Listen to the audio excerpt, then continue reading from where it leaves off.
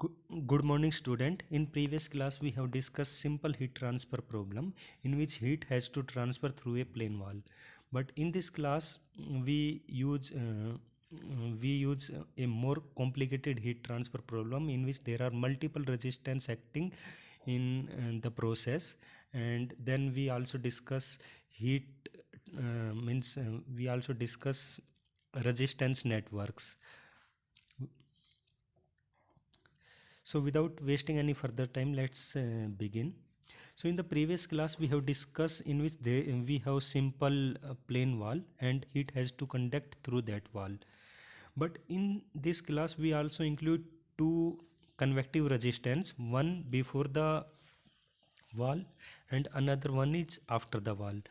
So what happened, heat has to transfer from outside environment to the surface of the wall through convection, then heat has to pass through this wall through conduction, and then heat has to transfer through convection from outside wall to the environment. So we have two convective resistance and one conduction resistance. So we can say we have three resistances which are connected in series. So we have initial temperature T infinite 1. From here heat is transferring through convection and it reached to the inner surface of the wall where temperature is T1. Now from here heat has to transfer through conduction and it reached to outer wall surface where temperature is T2. Then further heat has to transfer through convection and here temperature, final temperature is T infinite. So in conclusion we can say the heat is transferring between temperature T infinite 1 and T infinite 2, and between these two temperatures we have three resistance, two convective resistance and one conduction resistance. So if we apply energy balance, now for that let us assume we have steady state condition. So at steady state condition the Q will be same. So the amount of heat transfer between this region will be equal to amount of heat transfer between these region and amount of heat transfer between this region. So we can say this, if we denote this by Q1, then this Q1 will be equal to Q2 will be equal to Q3. At steady state the rate of accumulation of energy is 0, and in that system we also do not have any heat generation or consumption terms. So this Q will be same in all three region. I am repeating, at steady state the Q will be same in all three region because we don't have any heat accumulation terms. So Q1 will be equal to Q2 will be equal to Q3. So if we apply energy balance, then we can say the rate of heat convection into the wall will be equal to rate of heat conduction through the wall will be equal to rate of heat convection from the wall. And if we write it mathematically, then this rate of heat convection is H delta T. So this will be equal to, because in first region the heat transfer coefficient is denoted by H1 and area is A1. The temperature difference is T infinite 1 minus T1. So the rate of heat convection will be equal to H1A T infinite 1 minus T1. Similarly, in wall heat has to transfer through conduction, so equation will be this one. And for third region again the mathematical form is this one, and these three equations are equal. So if we further rearrange that equation and put this term HA in the denominator, similarly in conduction terms if we put this term in denominator, then this equation can be written in this form. Again if we write this equation in terms of resistance, so the denominator terms are called convective resistance and this one is called conduction resistance. So this equation can be written in this form. And if we further simplify this equation, as we know if we have this type of equation where a1 upon b1 will be equal to a2 by upon b2 and so on equal to some constant c, then if we add all the numerator and denominator, then the new equation form will also have same value, that is equal to c. So if we apply this mathematical formula in this equation and add up all the numerator and denominator, then this equation can be written in this form, where this t1 and t2 will be cancelled out, and in the numerator we will left with t infinite 1 minus t infinite 2 divided by this total resistance R convective 1 plus R wall plus R convective 2. So this R total indicates summation of all three resistance, and the final equation will be this one. Here I am again writing this R total means the summation of three resistance, that is summation of these three quantities. So that is further explained in this diagram. We have temperature difference, between that we have three resistances. So in that way we can calculate R total using this formula. So in that way we can solve these types of problems in which we have some resistances connected in series. Now if we further extend this problem, in the previous problem we have a wall through which heat is transferring through conduction. Now in this problem, instead of one wall we have a two layer wall.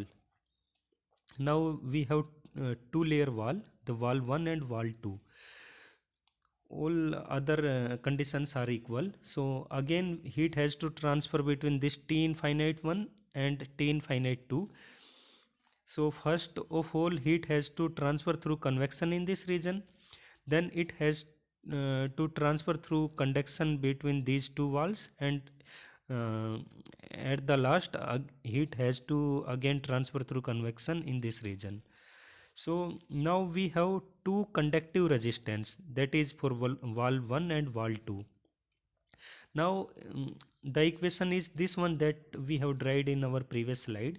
So here if we calculate R total, the total resistance, so R total will be this one, that is resistance offered by this region plus second region, third region and fourth region. So total resistance will be summation of all these four regions, and if we write it mathematically we can say R total will be this one. Now if we want to calculate intermediate temperature, for example if this T1 is unknown and we have to calculate T1 and Q is known, at steady state this Q will be same in all the region, means Q in this region in all four region will be equal at steady state. So if we want to calculate T1, then we can apply energy balance in this region. So if we apply energy balance in this region using this equation, so Q will be equal to total temperature difference divided by total resistance. So in that case the total temperature difference will be T infinite 1 minus T1, and total resistance is this resistance R convective 1. So this is our final equation. So with the help of this equation we can calculate T1. Similarly if you calculate T2, again if you apply energy balance in this region, so the total temperature difference is T infinite 1 minus T2 divided by total resistance. Total resistance means R convective 1 plus R1. So finally we get this equation. In the third case, if you want to calculate T3, in that equation they are applying energy balance in this region. So here temperature difference is T3 minus T infinite 2 and resistance is R convective 2. Again if you want to calculate T3 by applying energy balance in this region, so in that case our equation will be total temperature difference, that is T infinite 1 minus T3 divided by total resistance, that is R convective 1 plus R1 plus R2. So in that way we can calculate T3.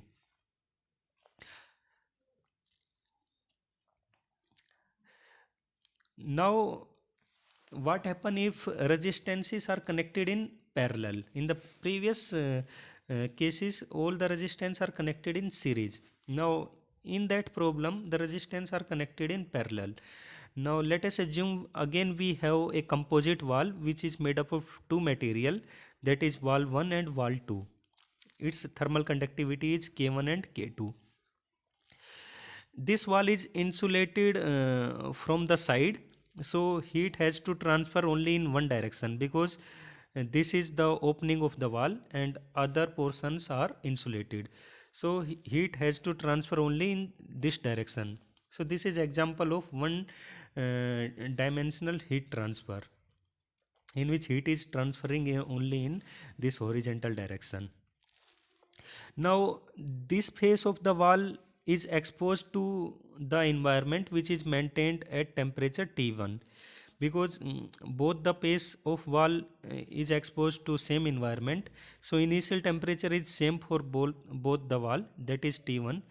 Similarly the other portion is maintained at temperature T2, through which heat is transferring, but both the wall is made up of different material, so both the wall having different thermal conductivity. So due to difference in thermal conductivity, the heat transfer rate between these two wall will be different. But if we want to calculate total amount of heat transfer, so total amount of heat transfer will be equal to amount of heat transfer through wall 1 plus amount of heat transfer through wall 2. So total amount of heat transfer will be equal to Q1 plus Q2, and this Q is equal to total temperature difference divided by total resistance. So this T1 minus T2 upon R1. Similarly for Q2, temperature difference is same, that is T1 minus T2 divided by resistance is different, because we have different thermal conductivity, so R2. So we get this Q will be equal to Q1 plus Q2, that is equal to this one. And if we further simplify this equation, we can say this is equal to T1 minus T2 multiply by 1 upon R1 plus 1 upon R2. And if we replace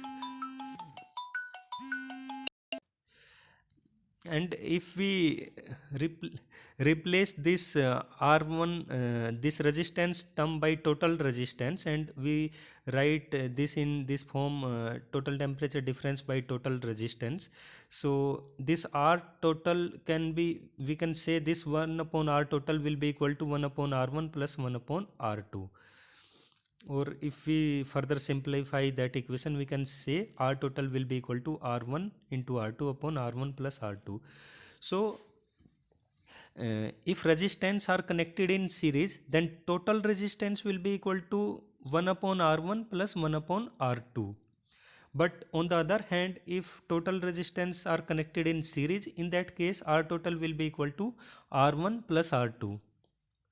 And if we express this in terms of this electric circuit, so we can means in similar to electric circuit, then we can say we have two temperature, that is T1 and T2.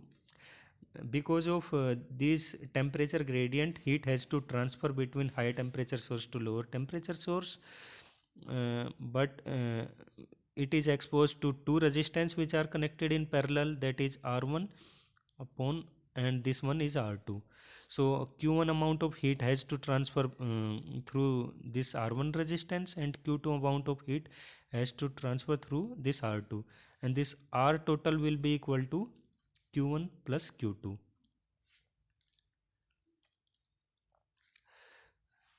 Now if we further complicate this problem, in which there are a composite wall in which some resistance are connected in parallel and some resistances are connected in series.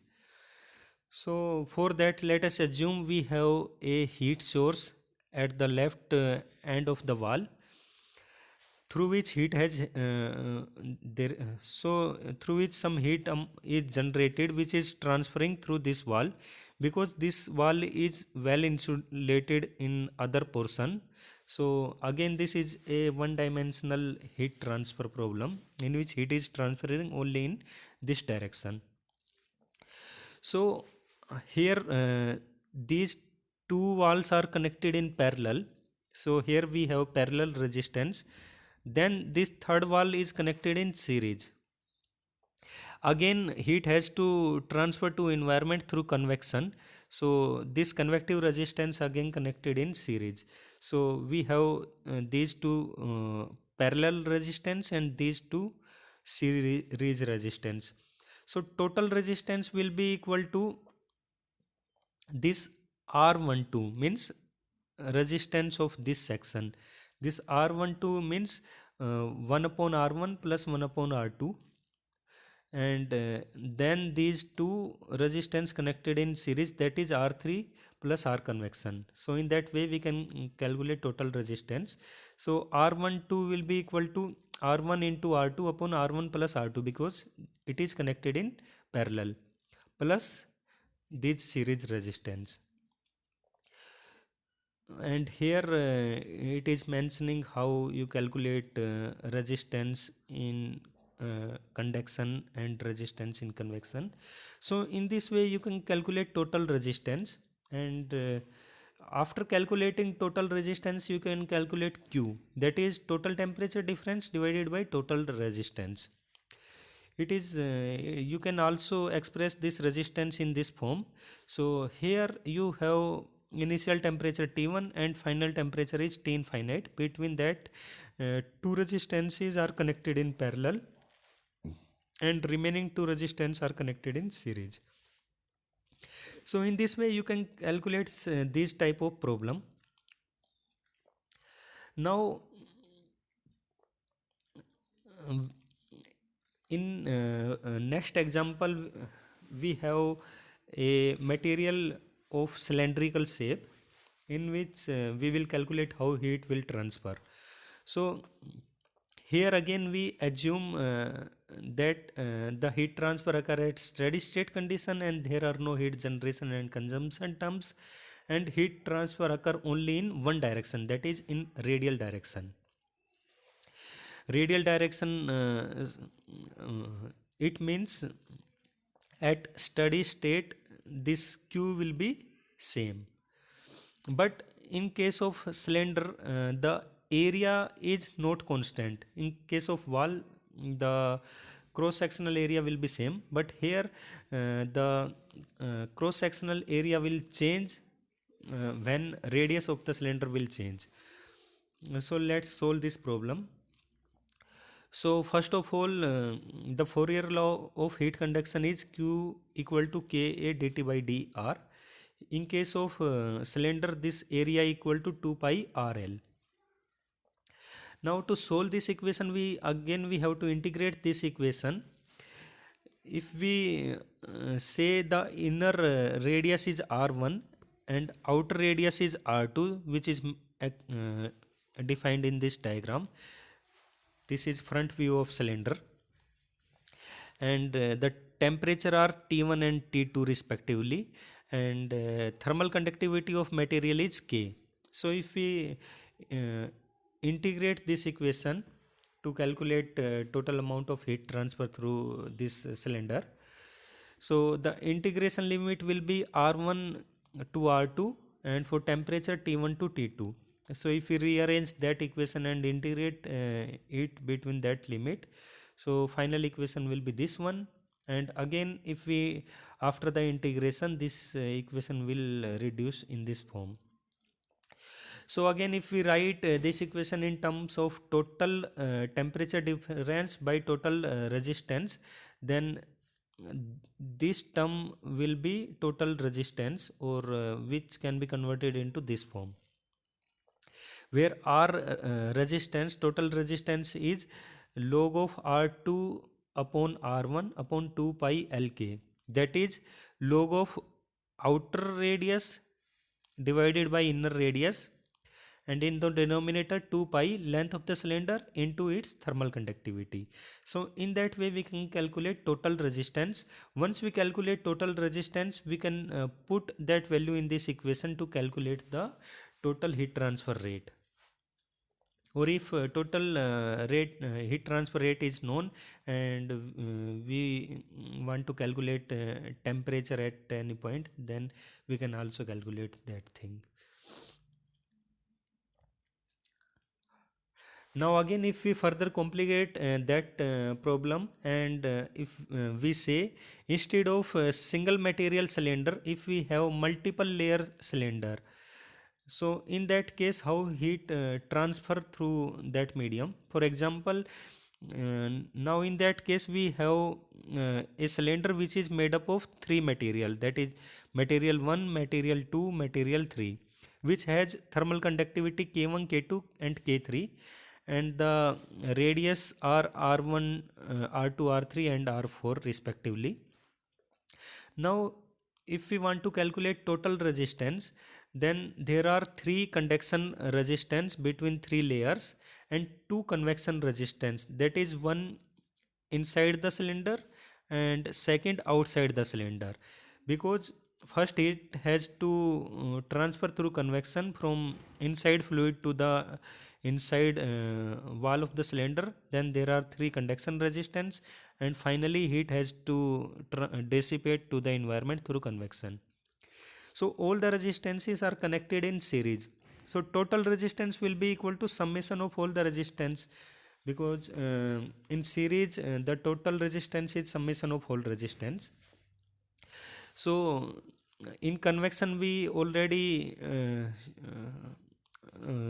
know the resistance is 1 upon HA. So there are two convection resistance for inside and outside of the cylinder, and two conduction resistance which we have derived in our previous slides. So total resistance will be summation of all three resistances. So as you can see in this diagram, we have a temperature difference through which four resistances or five resistances are connected in series. So total resistance will be this one. Once we calculate total resistance, we can put that value in this equation and calculate rate of heat transfer.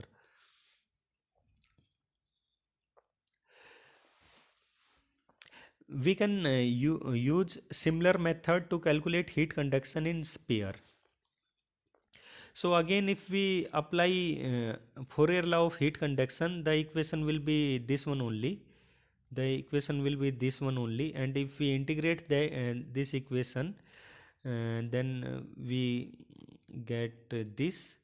Only problem is that here in area is 4 pi r square, because we have sphere. So in case of sphere, the area is 4 pi r square.